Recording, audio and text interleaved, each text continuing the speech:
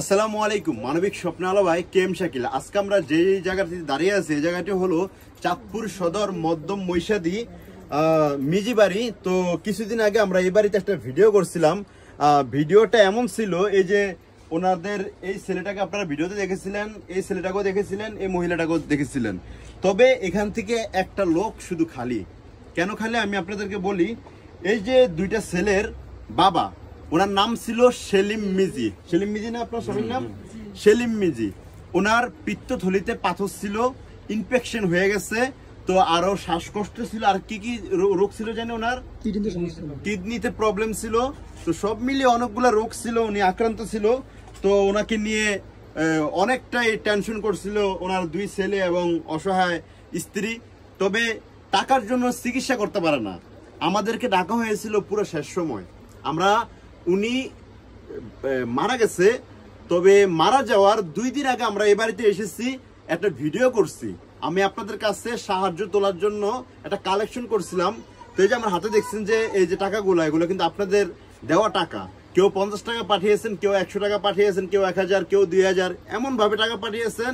এখানে 7280 টাকা, না 7280 টাকা এখানে আছে।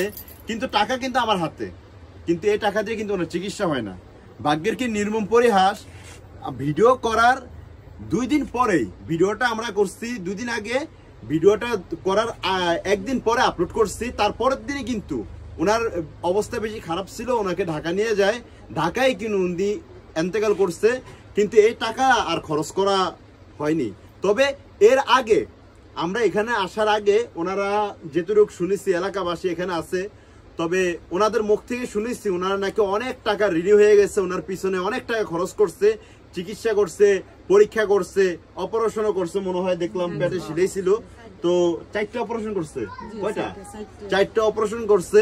তবে আমরা যেদিন আমরা এখানে আসছিলাম, দেখছিলাম আমরা ওনার পেট পুরো খালি ছিল, চিৎকার চেঁচামেচি করছে, কারণ ওনার পেট ব্যথা ছিল। তো তারপরের দিনে আপনারা নিয়ে গেছেন না? বেশি অবস্থা খারাপ ছিল বিদায় ওনাকে নিয়ে ঢাকায় চলে গেছে। তো আর চিকিৎসা যাই করছে আর বাঁচাতে পারে নাই। তো আপনাদের এই যে টাকাটা, এটা তো দেশের বাহিরের মানুষ কিংবা দেশের মানুষ পাঠিয়েছে। হ্যাঁ, এখানে 7280 টাকা আছে। টাকাটা আপনি বুঝে পাইছেন? এখন এই টাকা দিয়ে আপনি কি করবেন? এই যে আপনি দেনা করছেন, ঋণ করছেন, হ্যাঁ, ওই জায়গায় আপনি দেওয়ার চেষ্টা করবেন। হয়তো এখানে অনেক মানুষ দেখতেছে আপনাদের ভিডিওতে, হ্যাঁ, আপনাদের বিকাশ নাম্বার আছে না? হ্যাঁ, ওই নাম্বার তো খোলা, তো এখনো খোলা আছে। ওই নাম্বারে অনেকে টাকা পাঠাবে, ওই টাকা রাখবেন, এই টাকাটা ব্যাংকে রাখবেন। আস্তে আস্তে যে টাকা পান আপনাদের কাছ থেকে ওই টাকাগুলো আপনারা সবার টাকা সবাই দিয়ে দিবেন, ঠিক আছে? একটা অনুরোধ রইল, কারো টাকা আপনারা না দিয়ে করবেন না, সবাই টাকা দিয়ে দিবেন, ঠিক আছে? তো যাই হোক, তো আমরা এই যে আমাদের মানবিক স্বপ্নালো রহিম জমদ্দার এসেছে, ওনার মাধ্যমে কিন্তু এই জায়গায় আমরা এসেছি। তো উনি তো মারা গেছে, আমরা তো কিছু করতে পারলাম না। আপনার কি বলার আছে বলেন? আমরা আর কিছু করতে পারলাম না, আল্লাহ লইয়া গেছে, আমরা আর কি করবো? আমরা যতটুকু চেষ্টা করছিলাম, যাই প্রবাসীরা বা দেশিরা যাই পয়সা দিয়েছে, এতে আমরা আর কি আজকে বুঝিয়া দেওয়ার লিগে আসছি। এখন সামনে যদি কেউ তাদেরকে একটু সহযোগিতা করেন, তাহলে আলহামদুলিল্লাহ আমরা লিগে দোয়া করবো, ওনারাও দোয়া করবো, আমরাও দোয়া করবো, এটি আর কি কেমন। যাই হোক, দোয়া চাই এই লোকটার জন্য। আমি এলাকাবাসী থেকে শুনেছি উনি নাকি অনেক পরেজগার ছিল, নামাজি বান্দা ছিল। তো দিন মজুর ছিল, খেতে মাঠে কাজ করছে। শেষ পর্যায়ে উনি কাজ কাম করতে পারে না, ওনার একমাত্র ছেলে সে রাজমিস্ত্রি যুগালি দিয়েছে। এই যুগালি দিয়েই কিন্তু এই বৃদ্ধ বাবাকে দেখেছে, বৃদ্ধ মাকে দেখতেছে, এই ছেলেটার পড়াশোনার খরচ চালাইতেছে। এখন বৃষ্টির সিজন, তো কাজ একদিন থাকলে 2 দিন থাকে না, বৃষ্টি দিয়ে কোনো কাজও করতে পারে না এই ছেলেটা। যাই হোক, আমি চাই যে চাঁদপুর জেলার মধ্যে এই ছেলেটার জন্য যদি একটা কেউ ভালো চাকরি দিতে পারেন, তাহলে আলহামদুলিল্লাহ অনেক আমরা আপনাদের প্রতি অনেক কৃতজ্ঞতা থাকবে ইনশাল্লাহ। তো আমি চাই যে আপনারা পারলে এই ছেলেটাকে একটা ভালো একটা চাকরি দেন, চাঁদপুর সদরের ভিতরে, যাতে আসা যাওয়া করে, যাতে কাজ করতে পারে। অনেকে বড় বড় মেডিকেল দেখতেছে আমাদের চাঁদপুর ইয়াতে হয়েছে।